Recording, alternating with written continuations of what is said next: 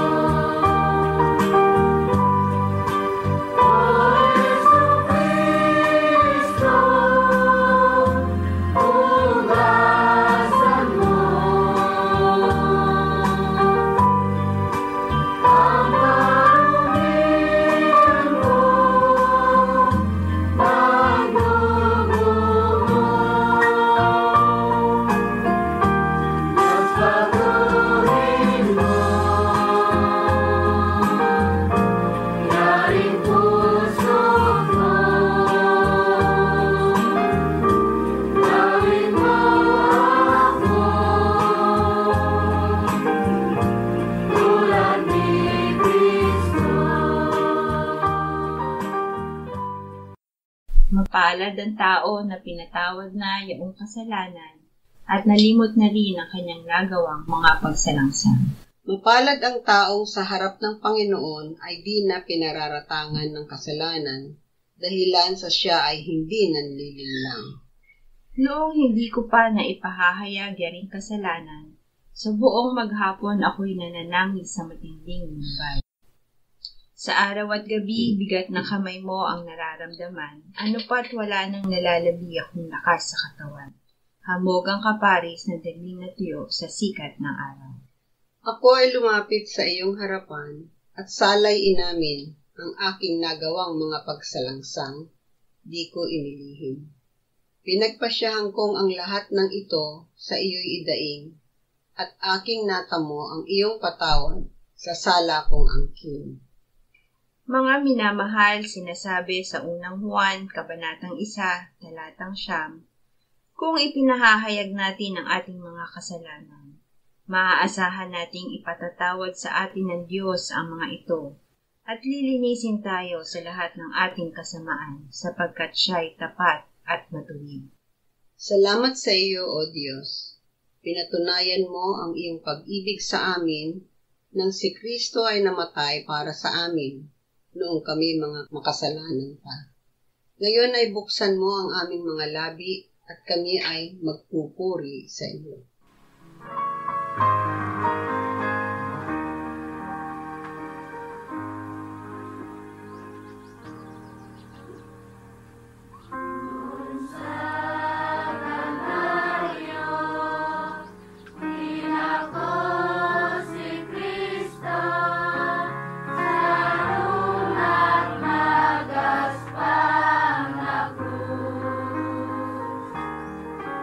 Ang krus niya'y mahal ko.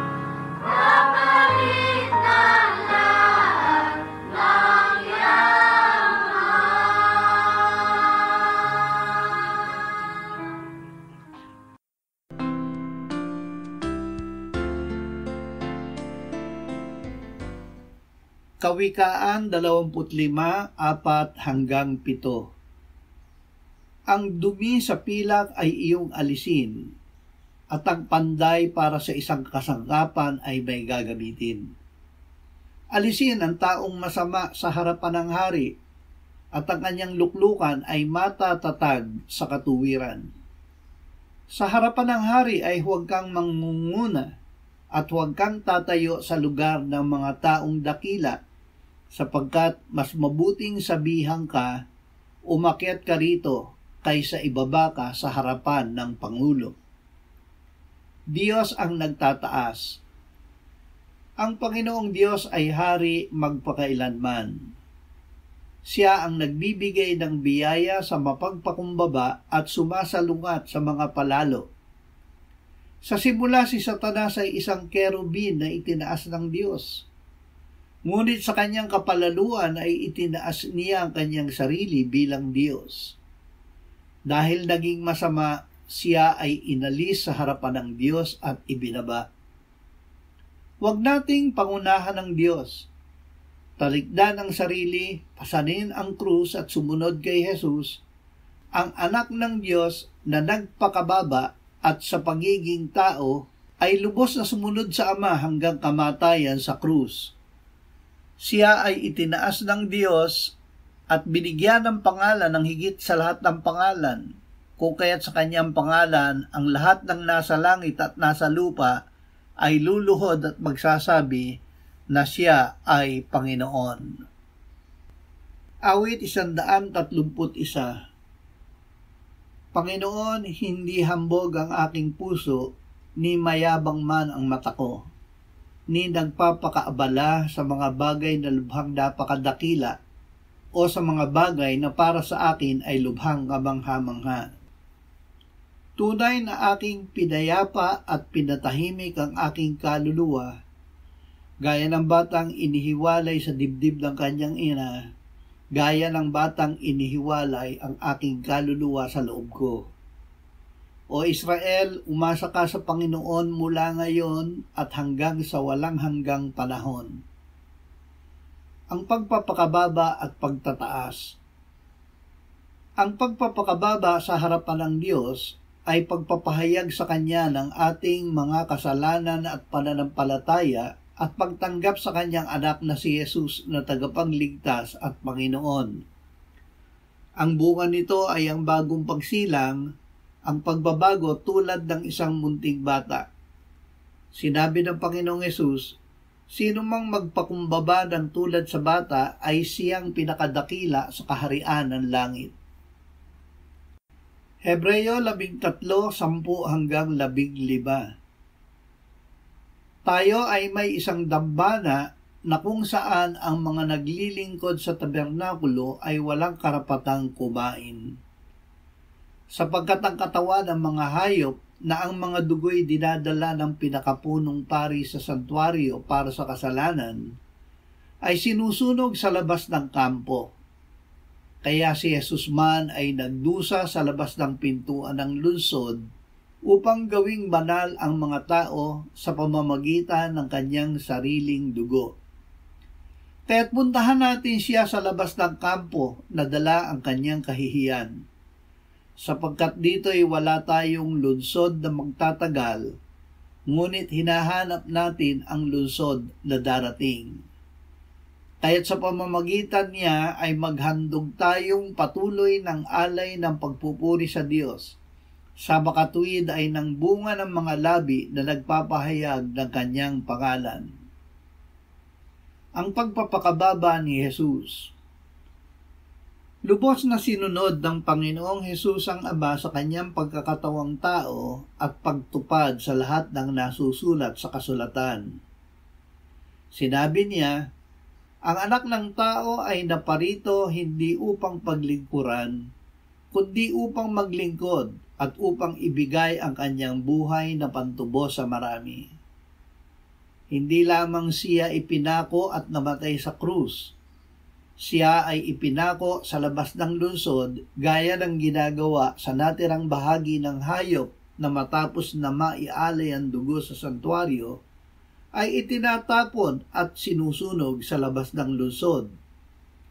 Sa ating pagsunod kay Jesus, sumunod tayo sa Kanya sa pook kung saan siya lubos na nagpakababa.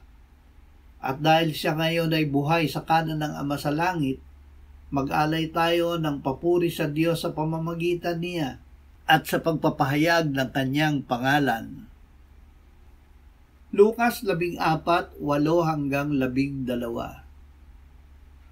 Kapag inanyayahan ka ng sino man sa kasalan, huwag kang uupo sa upuang pandangal.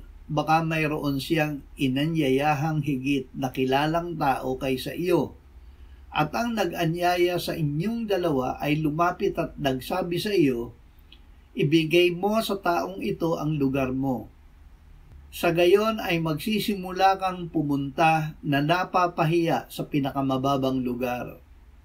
Sa halip kapag inaanyayahan ka, pumunta ka at umupo sa pinakamababang lugar upang kung dumating ang nag-anyaya sa iyo, sasabihin niya sa iyo, kaibigan, pumunta ka sa mas mataas.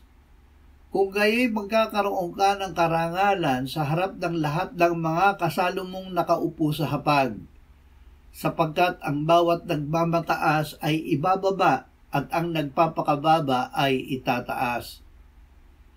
Mamuhay sa biyaya ng Diyos. Tayo ay naligtas dahil sa biyaya ng Diyos, at tayo ay makapamumuhay tangi sa biyaya ng Diyos. Ang Diyos ay nagbibigay ng biyaya at higit pang biyaya. Kaya't sinasabi, ang Diyos ay sumasalungat sa mga mapagmataas, subalit nagbibigay ng biyaya sa mga mapagpakumbaba.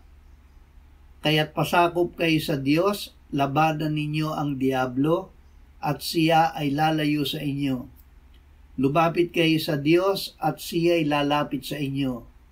Maglinis kayo ng inyong mga kamay, mga makasalanan, at pabanalin ninyo ang inyong mga puso, kayong mga may dalawang pag-iisip. Kayo'y managhoy, magluksa at umiyak. Palitan ninyo ang inyong pagtawa ng pagluluksa at ang inyong kagalakan ng kalungkutan. Magpakumbaba kayo sa harapan ng Panginoon at Kanyang itataas kayo. Tanging si Jesus ang ibihis. Ang pagsisisi at mananalig kay Jesus ay pagpapakababa na ginagantimpalaan ng Diyos ng bagong pagsilang at pagiging anak ng Diyos. Ang isinilang na muli ay isinuot si Kristo. Isuot ninyo ang Panginoong Hesukristo at huwag ninyong paglaanan ang laman upang masunod ang mga pagdanasa nito. Tanging si Kristo ang damit na pangkasal na maisusuot natin upang makisalo sa piging sa kasal ng kordero.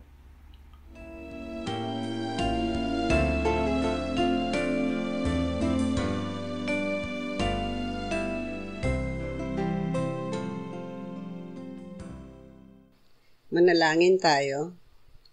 Panginoong Jesus, sinabi mo, malibang kainin ninyo ang laman ng anak ng tao at inumin ang kanyang dugo, kayo ay walang buhay sa inyo. Ang sino mang kumakain ng aking laman at umiinom ng aking dugo ay may buhay na walang hanggan, at akin siyang muling bubuhayin sa huling araw. Sapagkat ang aking laman ay tunay na pagkain at ang aking dugo ay tunay na inumin. Siya na kumakain ng aking laman at umiinom ng aking dugo ay nananahan sa akin at ako sa kanya. Kung paanong buhay ang Ama na nagsugo sa akin at ako ay nabubuhay sa pamamagitan ng Ama, gayon din siya na kumakain sa akin, siya man ay mabubuhay sa pamamagitan ko. Panginoong Jesus, aming tagapagligtas, tinatanggap ka namin sa oras na ito bilang aming tinapay ng buhay. Tinatanggap namin ang iyong katawan na ipinako sa krus na matay inilibing, binuhay na muli at iniakyat ng Ama sa kanyang kanan sa langit bilang aming tunay na pagkain. Tinatanggap namin ang iyong dugo na nabuhos sa ikapagpapatawad ng aming kasalanan bilang aming tunay na inumin. Manahan ka at mabuhay ka sa amin upang kami ay mamuhay sa pamamagitan mo kung paanong ikaw ay namuhay sa pamamagitan ng Ama. Salamat, Ama. Salamat dahil kay Kristo. Kami ngayon ay nakapamumuhay kasama mo kaisa ng Espiritu Santo. Sa iyo ang lahat ng kaluwalhatian ngayon at magpakailanman. Amen.